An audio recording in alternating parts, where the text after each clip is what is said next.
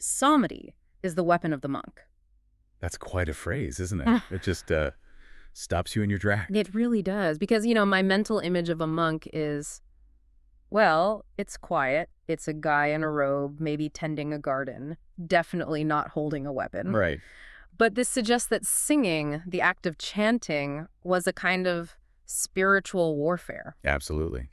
We have to put ourselves in the world of the 6th to the 9th centuries, which is where we're going today. Mm. For them, chanting wasn't just, making nice sounds. It was a discipline. It was a tool to focus the mind and to fight off distractions, temptations, everything else. Wow, that is a heavy way to start a deep dive into music. So welcome, everyone. Today we are stripping everything back, going to the absolute foundations of Western music to talk about Plainchant. And I have to say, looking through the research, this is not the dry, dusty history lesson I was kind of bracing for. Oh, far from it. Mm-hmm. This is a story about politics, about clashing empires, and really a 1,000-year game of telephone that ended up giving us the music we still use today. And just to set the stage for everyone listening, and this is for you, whether you're a music student, a teacher looking for new ways to explain this, or just insanely curious like us, we're doing a really comprehensive analysis of a specific chapter on early Christian music. This analysis is an original work presented by Viola Studio, and they've just laid out this incredible roadmap for us. They really have. And our mission today is to trace this one specific storyline.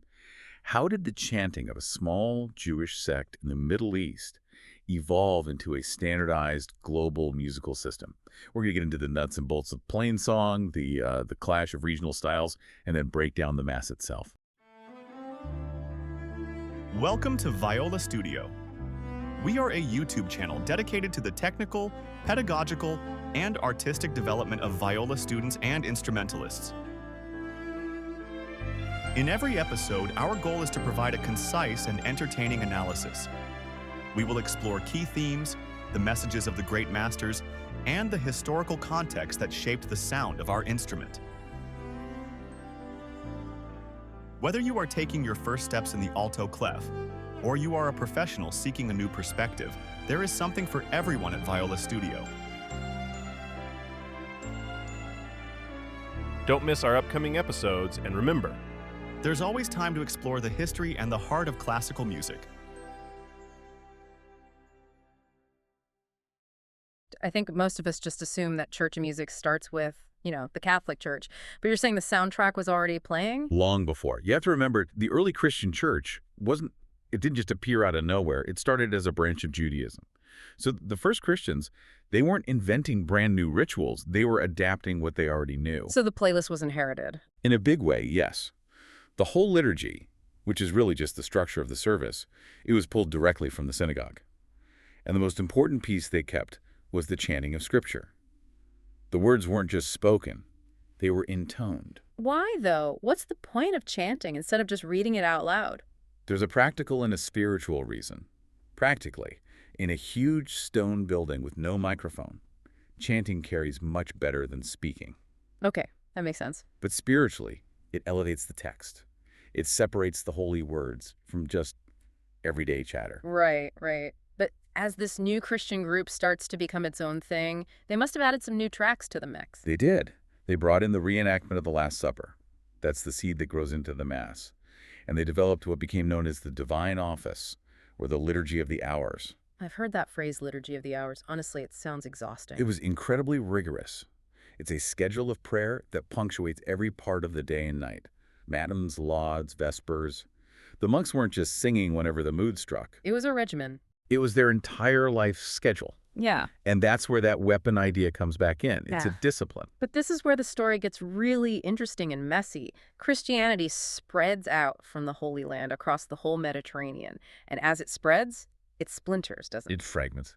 And that's absolutely crucial for the music. As the religion moved, it picked up the local languages, the local flavor. So in Palestine, they're speaking Aramaic. In Rome, believe it or not, the liturgy was originally in Greek. Wow, I think most people would just assume Rome means Latin from day one. Not at the start, no. Yeah. And so as it spreads, you get these completely distinct regional styles of chant. It wasn't one single sound. It was like different plants growing in different climates. Right, let's talk about those different plants. The research points to three big ones: Mozarabic, Gallican, and Ambrosian. Exactly. So down in Iberia, Spain and Portugal, You have the Mozarabic rite. It developed in relative isolation, eventually under Islamic rule, so it had this very ornate, unique sound. Then up in Gaul, which is basically France, you had the Gallican rite. And then the big one, Milan. Milan is a major player. And that's because of St. Ambrose, the bishop there in the 4th century. The man was a powerhouse.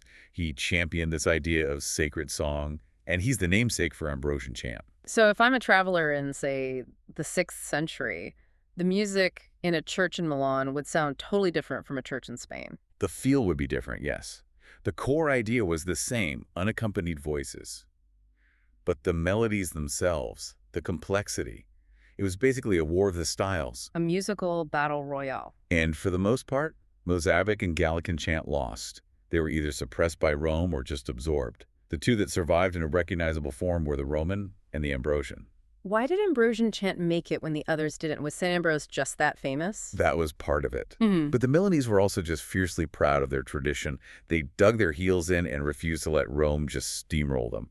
So even now, the Ambrosian rite is still practiced in parts of Milan. It's a real survivor. Okay, so before we talk about how these styles eventually get consolidated, we should probably define what this music actually is. We keep saying plainchant or plain song. What does it sound like? Well, the first clue is right in the name, plain.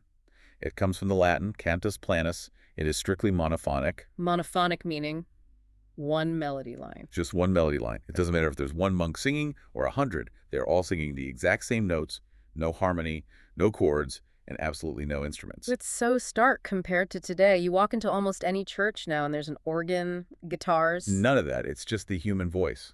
And the other huge difference is the rhythm. You listen to any modern song, you can tap your foot to it, have a beat, a meter. Plain song is unmetrical. So how do they all stay together? They follow the rhythm of the words, the natural flow of the text and breath. The music is designed to just float. It follows the prose.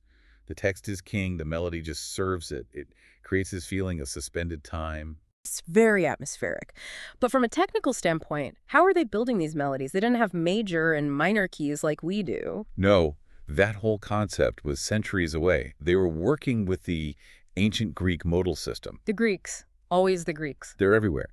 So the system used 8 modes, which are just specific patterns of tones and semitones. For those of us who aren't musicians, what's a good way to think about a mode? Okay, think of modern music like painting with a full rainbow of colors. Yeah. We have this strong sense of gravity where the music wants to resolve to come home to that root note. Right. The ancient modes were more like painting with a very specific, limited palette of colors.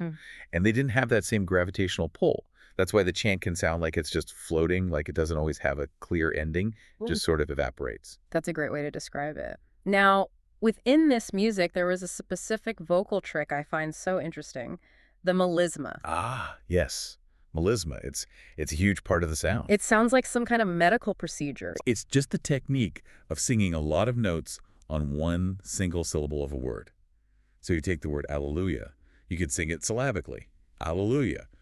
4 notes. Simple enough. But in a melismatic chant, that final syllable might stretch out over 20, 30, even 40 notes, just weaving up and down the scale. It's a vocal run. It's like the 9th century version of Mariah Carey. Laughs. You could think of it that way, yes. Yeah. But the purpose wasn't to show off. It was a form of meditation, to stretch out that holy word and contemplate it. Ambrosian chant was famous for being highly melismatic, very dramatic. And you mentioned this connects the music back to its origins. It absolutely does. You still hear that style all over Middle Eastern and Asian singing traditions today. It's like a sonic fingerprint that points back to where this music all came from. I love that. So how is this actually performed? Was it just one person singing? It varied. You had responsorial singing. That's where a soloist, a professional cantor, would sing the really complex melismatic parts, and then the choir would respond with a simpler refrain, call and response. So the pro handles the hard stuff. The group handles the easy bit. Exactly. And then you also had antiphonal singing. That's where you'd split the choir in 2 or have the choir alternate with the entire congregation. And because you had regular people singing, those antiphonal melodies had to be much simpler. You can't ask the local farmer to nail a 30-note melisma on a Sunday morning. Probably not, no. Okay, so we've got all these styles developing. We have this war between them. And by the middle of the first millennium, it sounds like things were just chaotic. It was a complete mess. The liturgy in one city was unrecognizable in another. And for an institution like the church that wants unity, that's a problem. Which brings us to Pope Gregory I. Gregory the Great, the legend. Rating from 590 to 604. He's the great organizer. Now, he probably didn't write the music. The name Gregorian chant is a bit misleading, but he codified it. He set up the Schola Cantorum, the papal choir school. So like a conservatory for this specific music. Precisely. The goal was to say, this is the official Roman repertoire, this is how it's sung, now go and learn it. But the real turning point, the moment this becomes the official soundtrack for all of Europe, that comes a little later with another big name. It does. You have to fast forward to the late 8th century, to Charlemagne, the Holy Roman Emperor. Now, Charlemagne was a general, a conqueror. Why would he care so much about standardizing church music? Because music is a political tool. Charlemagne's empire was huge and diverse. He had Franks, Lombards, Gauls. He knew that if you could get everyone praying the same way and singing the same songs, it would be a powerful force for cultural unity. Using liturgy as social glue. That's exactly it. He essentially forced the clergy in his empire, particularly in Gaul, to abandon their own Gallican rite and adopt the Roman one. But, and this is the fascinating part, it wasn't a clean copy-paste. Oh. The Gallican musicians, they took the Roman chants, but they couldn't help but add their own flourishes, their own melodic habits, their own style. It was a mashup. It was a synthesis. And that hybrid, the Roman chant filtered through Gallican sensibility, is what we now call Gregorian chant. That's incredible. So the music that we think of as this pure Roman thing is actually a French-Roman fusion created for political reasons. History is never pure. And this period also gives us maybe the most important innovation of all, notation. Yes, let's talk about that, because until this point, how were they remembering literally thousands of these complex melodies? Rote memory. That's it. It took years and years to train a singer. But around this time, we start to see the first neumes. Neumes. N-E-U-M-E-S. Think of them as little memory aids. They weren't precise notes like we have today.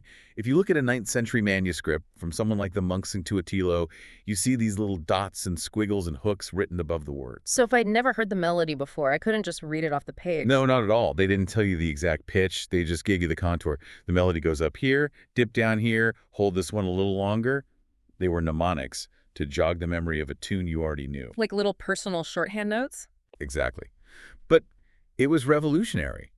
Because for the first time, the music was no longer just in someone's head. It was on a page. It could be copied. It could be exported.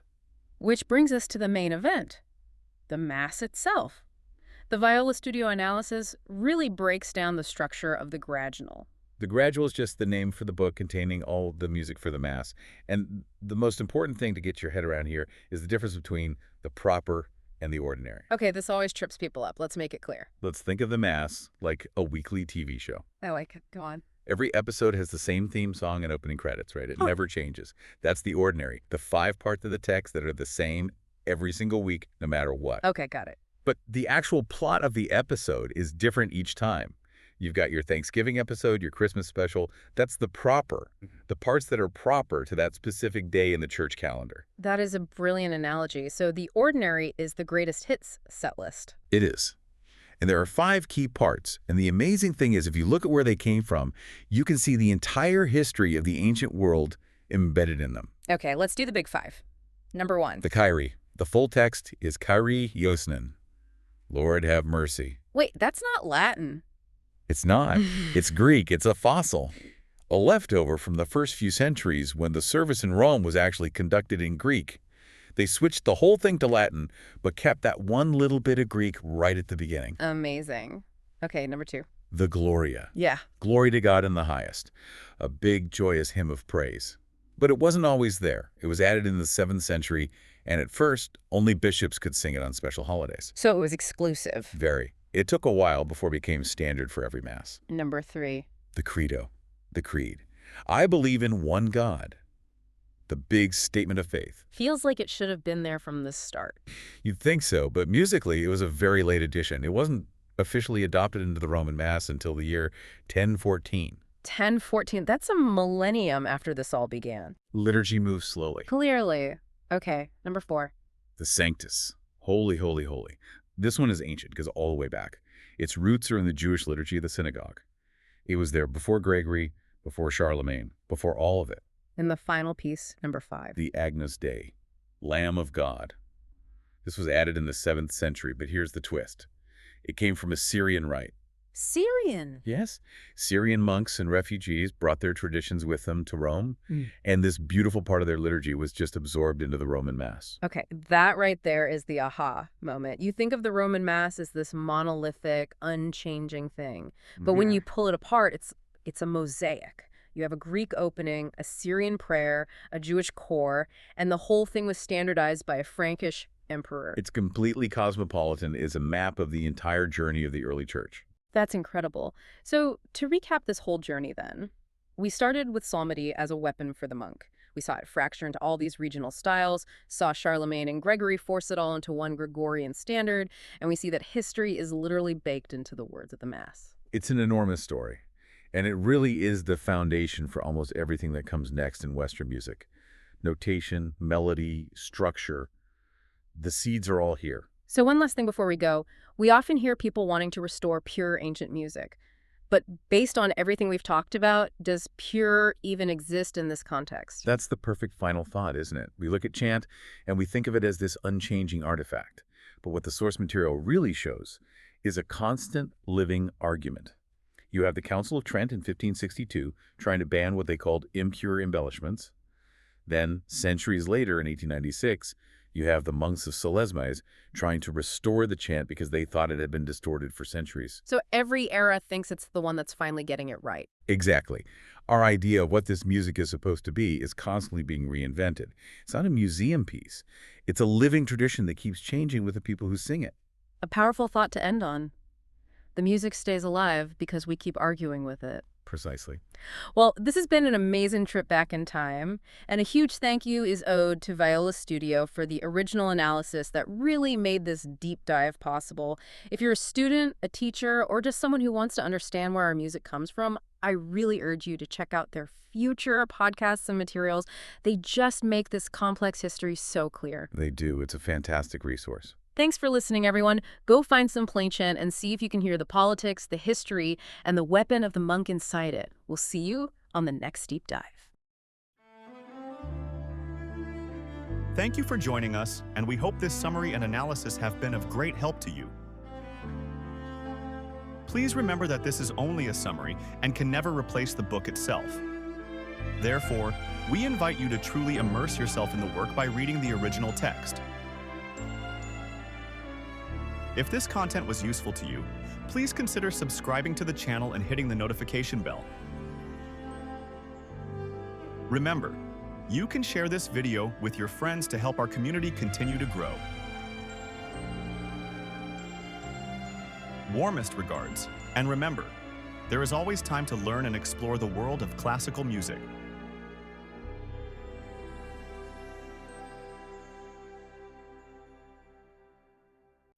A Viola Studio production.